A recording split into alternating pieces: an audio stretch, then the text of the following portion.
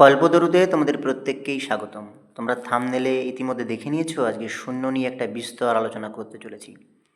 শূন্য কি শুধুই শূন্য, না মহাশূন্য? আমরা প্রায় বলি শূন্যের কোনো অর্থ নেই।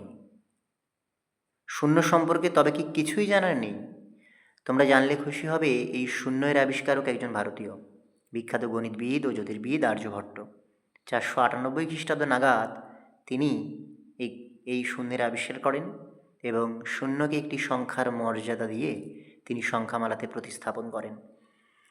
আরেকজন গণিত বিশেষজ্ঞ যার কথা না বললেই নয়, তিনি হচ্ছেন ব্রহ্মগুপ্ত। এই আর্যভট্টবাবুর শূন্য আবিষ্কারের প্রায় 130 বছর পর তিনি একটি পুস্তক প্রকাশ করেন যার নাম হচ্ছে ব্রহ্মস্ফুটম, 628 খ্রিস্টাব্দ নাগাদ। এবং সেখানে শূন্য সম্পর্কে অনেক মূল্যবান তথ্য তিনি আমাদেরকে প্রদান করেছেন। শূন্যকে কোনো সংখ্যা দিয়ে যোগ করলে, গুণ করলে, বিয়োগ করলে আমরা কি পেতে পারি, তিনি সেটা এখানে প্রথম কিন্তু আলোকপাত করেছেন। তবে শূন্য দ্বারা কোনো সংখ্যাকে ভাগ করলে আমরা কি পেতে পারি সে বিষয়ে তেমন কোনো তথ্য তিনি প্রদান করেননি। পরবর্তীতে গণিত বিজ্ঞানের অনেক গবেষণা এবং তার প্রচার প্রসারে শূন্য সম্পর্কে অনেক তথ্য আমাদের কাছে এসেছে। কেমন, এসো আমরা এবার দেখে নিই যে আসলে শূন্য সাথে কোনো সংখ্যাকে যোগ করলে, বিয়োগ করলে, গুণ করলে বা শূন্য দ্বারা কোনো সংখ্যাকে ভাগ করলে অ্যাকচুয়ালি আমরা কি পেতে পারি। দেখো, আমি এখানে শূন্যের সাথে প্রথমে 5কে যোগ করেছি।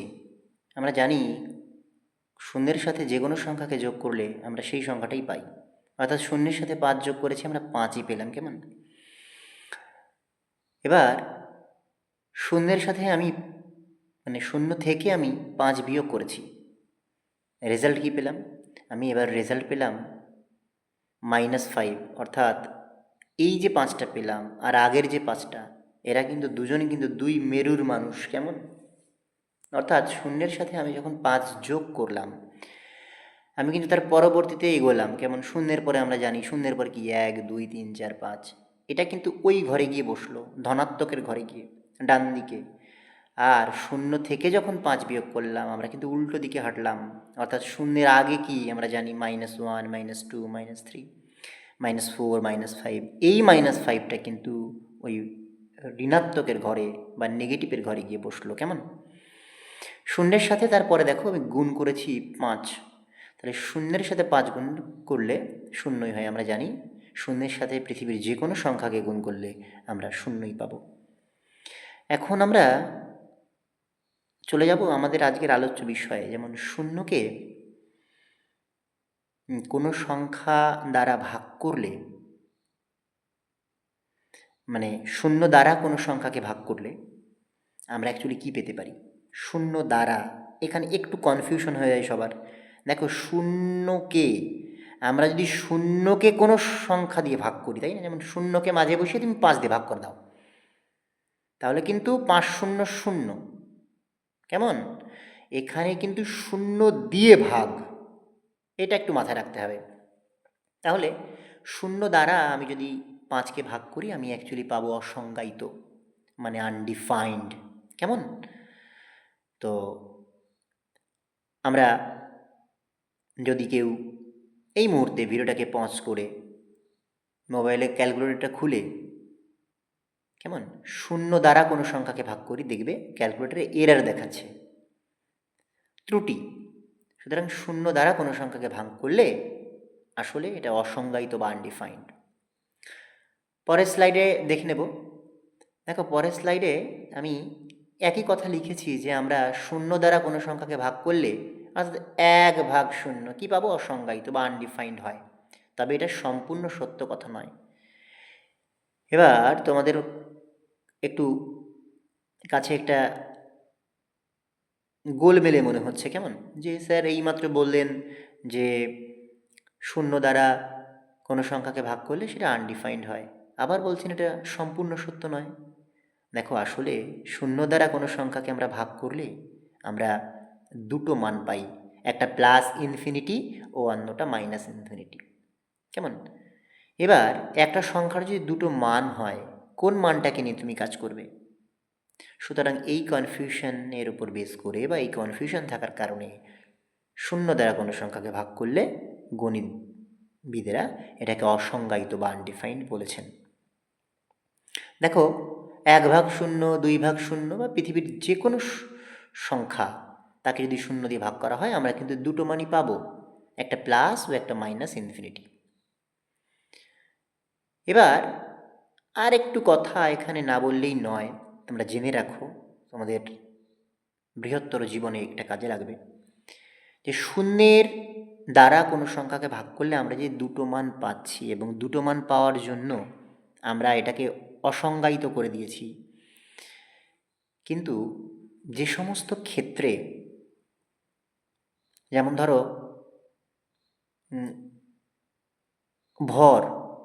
ভরের কিন্তু কোনো ঋণাত্মক মান হয় না বা নেগেটিভ মান হয় না, তাই না? আমরা জানি। তো ফিজিক্সের বিভিন্ন ক্ষেত্রে বা ইঞ্জিনিয়ারিংয়ের বিভিন্ন ক্ষেত্রে আমরা কিন্তু এই শূন্য দ্বারা যে কোনো ধনাত্মক সংখ্যাকে যখন ভাগ করি এবং আমরা যখন একটা পজিটিভ ইনফিনিটি পাই, কেমন, সেই পজিটিভ ইনফিনিটি দিয়ে কিন্তু আমরা এই ফিজিক্স অথবা ইঞ্জিনিয়ারিংয়ের বিভিন্ন ক্ষেত্রের কাজ করে থাকি। এটুকু তোমাদের জেনে রাখা দরকার।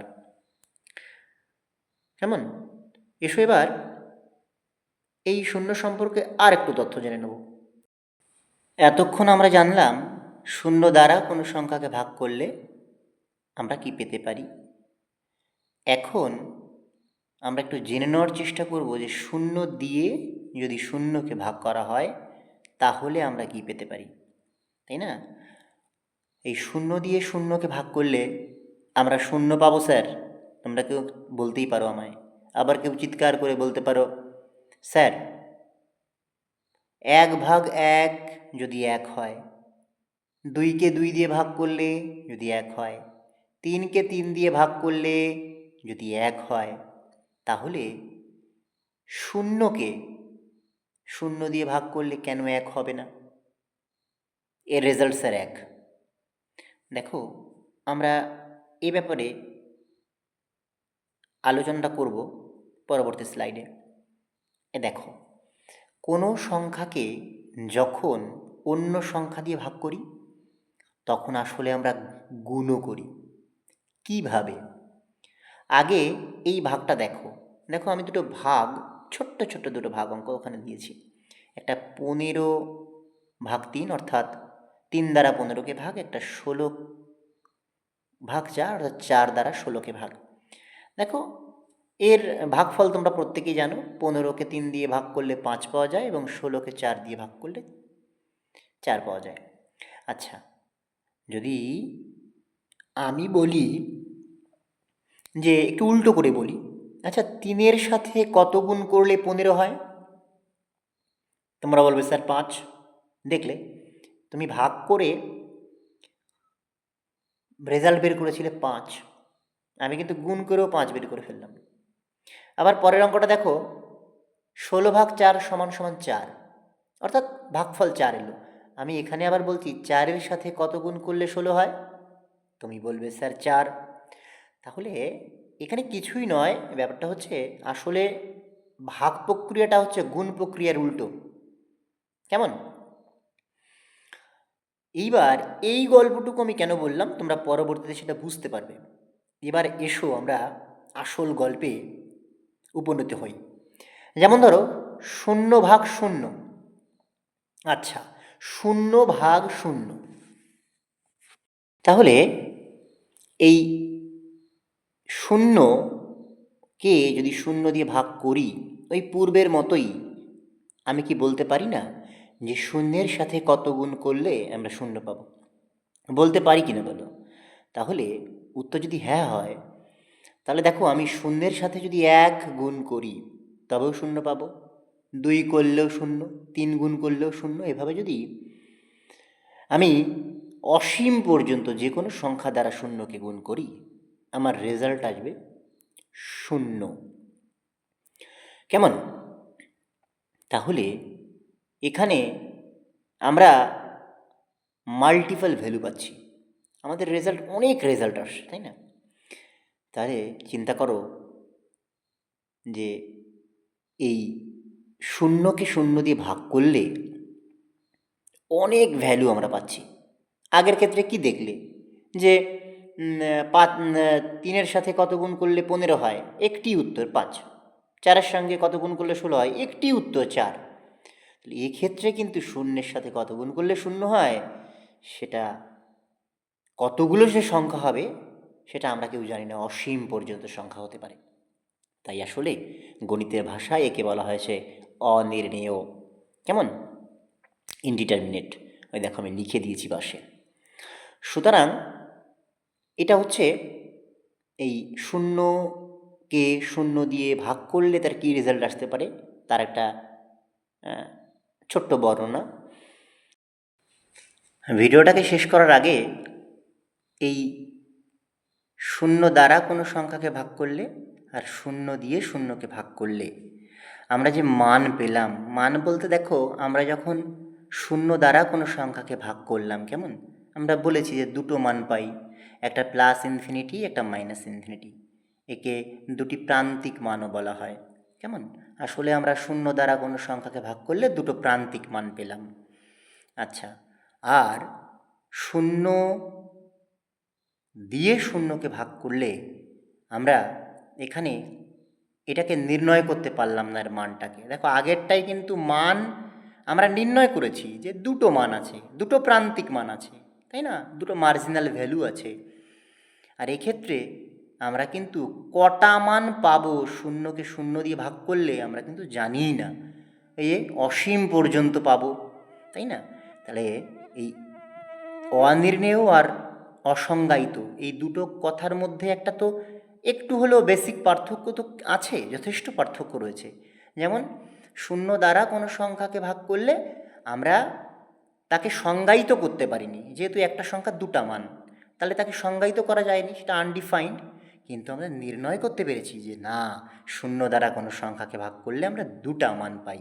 এক্ষেত্রে দেখো শূন্য দিয়ে শূন্যকে ভাগ করলে এই মানটা কিন্তু অনির্ণেয়। তুমি কি বলতে পারছো যে 100টা মান পাচ্ছি, 1000টা, 1 লাখ, 1 কোটি, বিলিয়ন, ট্রিলিয়ন, কত মান তুমি পাচ্ছ? তুমি তো বলতে পারছো না, সংখ্যায় তো বলতে পারছো না। কেমন? চলো সবাই ভালো থেকো আর চোখ রেখো কল্পতরুতে।